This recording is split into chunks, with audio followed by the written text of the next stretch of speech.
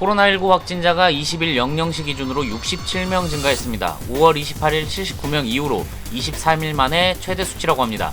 이에 대해서 권준욱 중앙방역대책본부 부본부장은 브리핑 시 해외 유입 확진자에 대한 질문에 이런 대답을 합니다. 특별입국 관리를 통해서 입국자는 내 외국인을 불문하고 검사 후 자가격리 조치를 하기 때문에 사실상 해외에서 유입되는 경우는 철저하게 관리를 하고 있다라고 이야기합니다. 하지만 여론의 반응은 탐탁치 않습니다. K방역 어쩌고저쩌고 떠들어대더니 지금은 뭐라 말할 거냐, 해외에서 자꾸 들어오는데 왜 내국인들한테만 사회적 거리두기를 강요하냐, 특정 집단에서 벌어진 일들에 대해서만 이야기하고 왜 해외 유입을 막지 않는 거냐라고 비판합니다. 사실 현재 상황에서는 해외 어떤 나라도 안전하지 않고 지금 대한민국도 역시 마스크를 쓰고 다닐 수밖에 없죠. 코로나 사태가 장기화되면서 예민해진 사람들도 많아졌나 봅니다. 지난달 26일부터 대중교통 이용 시 마스크 착용 의무화가 시행되었는데 마스크 착용을 요구한 버스기사의 목을 물어뜯고 말리는 승객을 폭행한 50대 남성이 있습니다.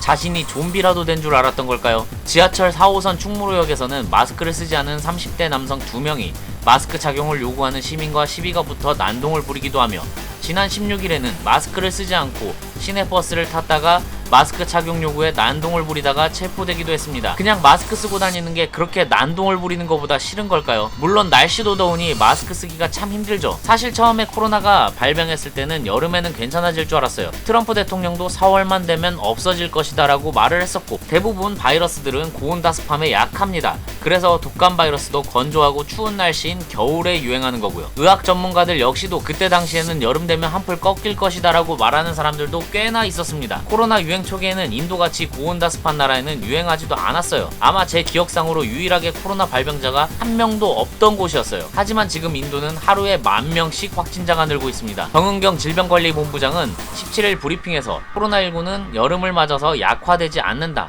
온도 변화에 관계없이 백신이나 치료제가 개발되기 전까지 장기간 유행할 것으로 보고 있다라고 말했습니다. 쏟아져 나오는 여러 논문들을 보면 기온과 습도가 높아지면 전파 속도가 낮아지긴 하겠지만 확산세를 잡기엔 역부족이다라고 이야기합니다. 한 연구팀은 섭씨 87도, 습도는 256%까지 상승해야 확산을 막을 수 있다라고도 이야기합니다. 일단 저 정도 되면 사람도 살 수 없겠죠. 미국 하버드대 시보 세으라 박사도 기온만으로 여름철에 극적으로 감염이 감소될 것으로 보이지 않는다라고 이야기합니다. 여러가지 이야기들을 종합해보면 슬픈 이야기지만 여름에도 마스크를 계속 써야 된다는 거죠. 어차피 써야 되는 거 서로 짜증내지 말고 마스크 잘 쓰고 다니면 어떨까 싶어요. 화난다고 사람 목 물어뜯고 괜히 시비 털고 싸우지 말자는 거죠. 올해는 그냥 물놀이고 휴가국 안에 집에서 조용히 에어컨 켜놓고 시원하게 쉬는 건 어떨까요? 그럼 오늘은 여기에서 마무리하겠습니다.